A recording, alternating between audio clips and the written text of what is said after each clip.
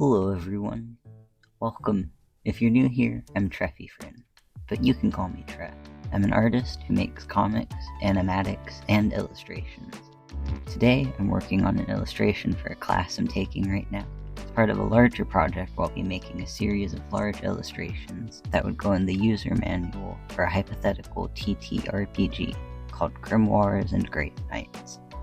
So, let's get into it.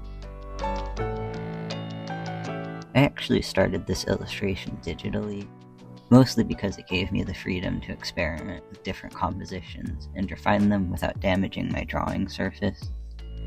You can't really sketch on a Clayboard. It's an interesting material. The unit we're on in class is about using Scratchboard, and in what should be my next video, you'll get to see me do a traditional Scratchboard illustration. But Clayboard is essentially what's underneath the ink on Scratchboard. So you have to apply the ink yourself, and then you can work with it the same way. Since the board I had to work on was 9x12, and I can't print that large, I had to print my sketch across 2 sheets of paper and tape them together. I also didn't have any graphite transfer paper, but it's pretty easy to DIY by just covering the back of your paper in a relatively thick layer of graphite. It's kind of tedious and time-consuming, but it gets the job done. So I taped that to my Clayboard and then traced over it to transfer my lines. It's very faint, so I don't think it shows up well in this video, but it is there.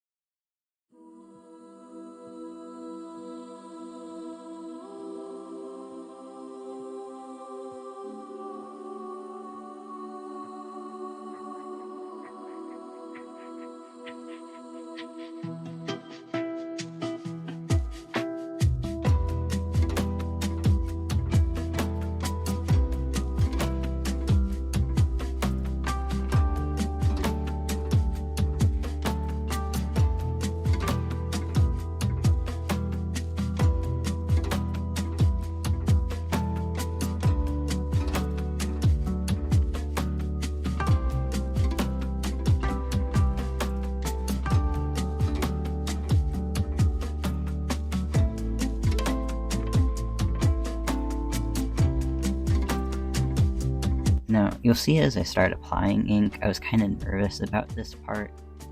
I was really scared about covering my sketch, so I'm moving very slowly toward it. Most of the process of me working in this medium is just moving very slowly and carefully toward the important parts of the drawing. Also, if you're nervous about how close my inkwell and water cup are to my hand here, I did bump into them several times, but miraculously didn't knock them over. I remembered later that I have a smaller brush pen and microns that I could use to do detail work, so you'll see me switch to that later.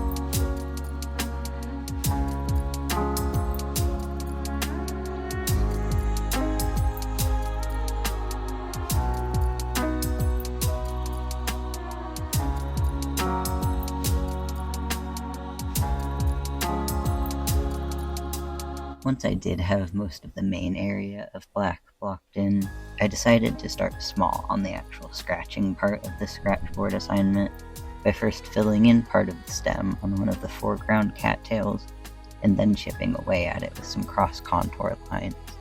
It's kind of hard to see my actual mark making here, but you can slowly see how the values shift as I work on him.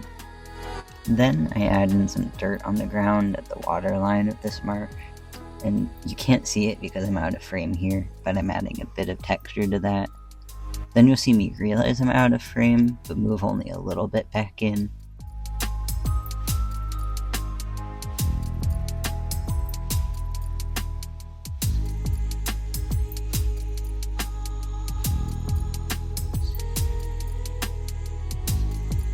I was scared to move on, so I kept putting more ink on areas I'd already inked for some reason.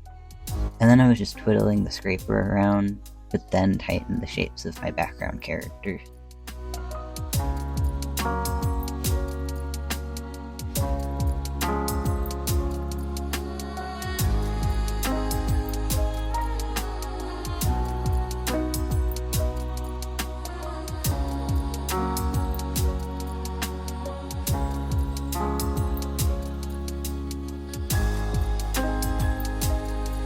For some reason, the foreground felt less scary to work on, so I moved back to that. The figure in the foreground is meant to be an apparition of a person made out of mist. To try and achieve that effect, I decided to use a lighter ink wash that I would then scratch away at, like usual. I'm working on that for a while, even after a small break you'll see later, except you can't really see what I'm doing because it's so light, but you'll have to take my word for it that it's there. It shows up better in person than on video.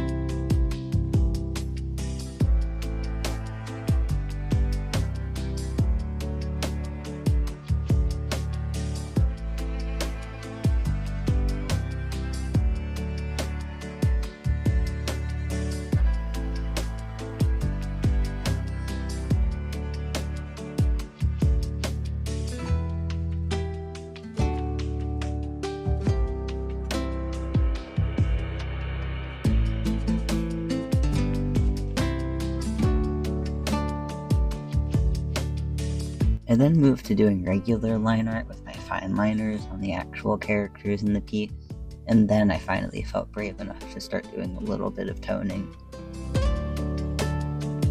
I think now is a good time to talk about the actual concept for this drawing. I think what my professor did with this course is really interesting. Basically, everyone in the class submitted 3 characters to a character bank that everyone can draw from. So, for each illustration, we picked 2 to 3 characters to include in our piece. The professor also provided us with a list of fantasy locations, with a little bit of flavor text about them, and an associated monster that we could draw. I decided to use a random number generator to choose my characters and locations. To me, it felt more interesting than just picking things that I was drawn to. This added more variety and forced me to step outside of my comfort zone.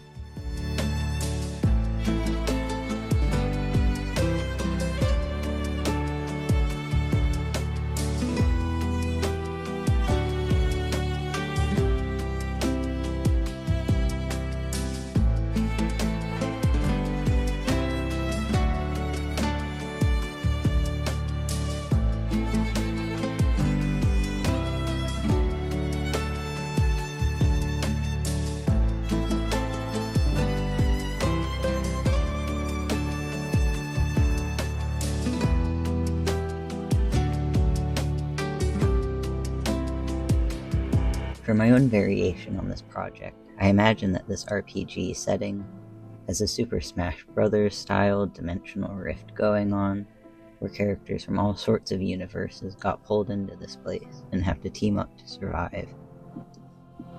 All the characters I randomly rolled for this one each had an associated character that they're bonded to in their original story, but that isn't present in this drawing.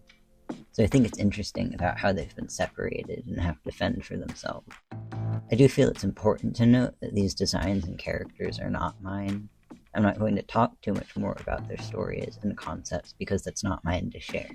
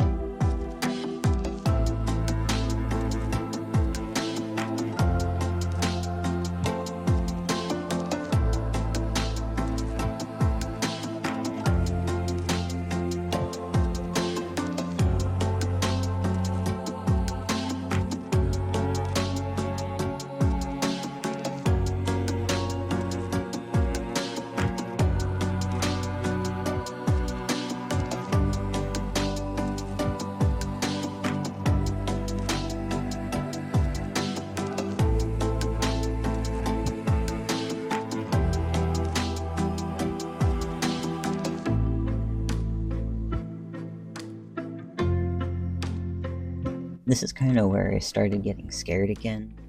I knew that I needed to fill in the grass, and I knew that I needed more values on my characters, but I also knew that doing that would mean laying down lots of areas of solid black, and I have commitment issues. So I added a little bit of grass to get started.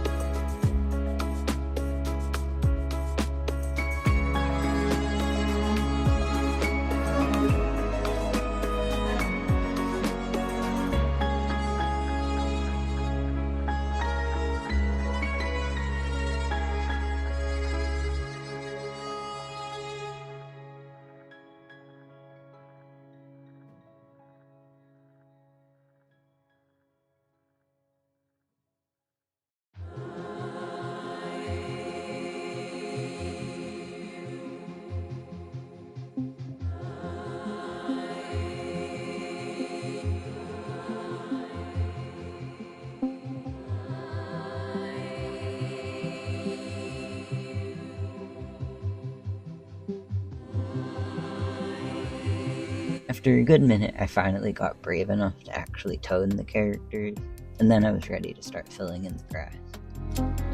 I wasn't really sure how to best fill in the grass texture. I don't think it looks amazing, but I found that quickly flicking the scraper to get a tapered mark, and sort of hatching with it but in a random pattern, seemed to work well enough.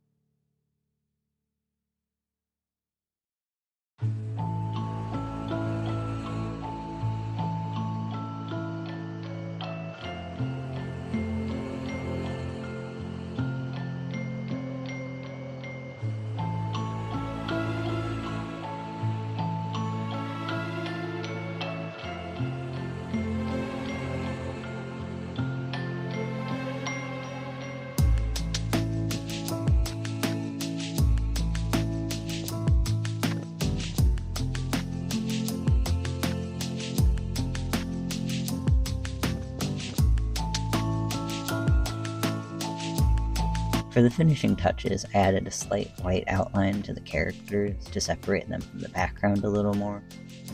Then I added some details to the water to make it look more like water. And for that weekend I was done. The piece wasn't done though, because I had to bring it into class for critique. After critique while I was in class, I added the actual finishing touches off camera. Mostly that was just improving my value of range and textures.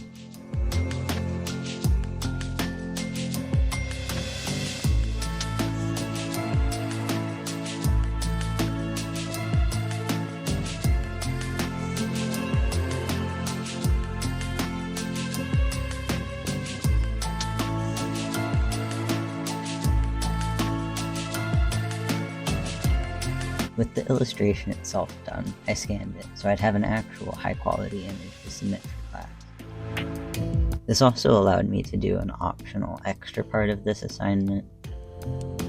The reason this piece doesn't take up the whole page is so that text for this hypothetical RPG would fit around it. I could have just done dummy text, but I'm kinda extra, so I decided to write my own blurb based on the little bit of information the professor gave us. So, here's the finished piece. Mysterious figures flicker on the horizon of this desolate wetland. The mist is home to the reed phantoms, fog given physical form. They take the shape of those who have long since gone missing. Travelers must take care to stick to only the most well-worn of paths. If they ever lose sight of their party members, they risk becoming separated forever. What may appear to be the form of a familiar friend in the distance is likely a misty mirage. This location challenges players' trust.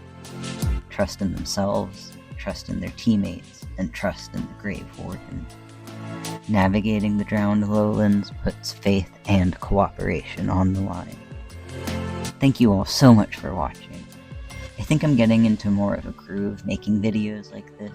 I think most of them for the foreseeable future are going to be assignments from this same class, so I'm excited to make a series out of this. If you want to support my work, my commissions are open on Ko-Fi. If you'd like me to draw you, your OCs, your favorite characters, your pets, or pretty much whatever. On Patreon, I have a few subscription tiers if you'd like to support me that way. You get to hear from me every week in blog posts that talk about whatever I'm working on, as well as showing schoolwork I'll probably never post online, because it kinda sucks, but gives you more insight into my process. You also get to watch my videos a day early and comment early, if that's your thing, and I'll shout you out at the end of my videos as well. In that vein, I'm extending a special thank you to my first patron, Hillary. You're the best, your support means the world to me. If you want more of me, you can find me on Instagram at treffyfriend.art, and Tumblr at treffyfriend-art. Until next time, Treffyfriend out.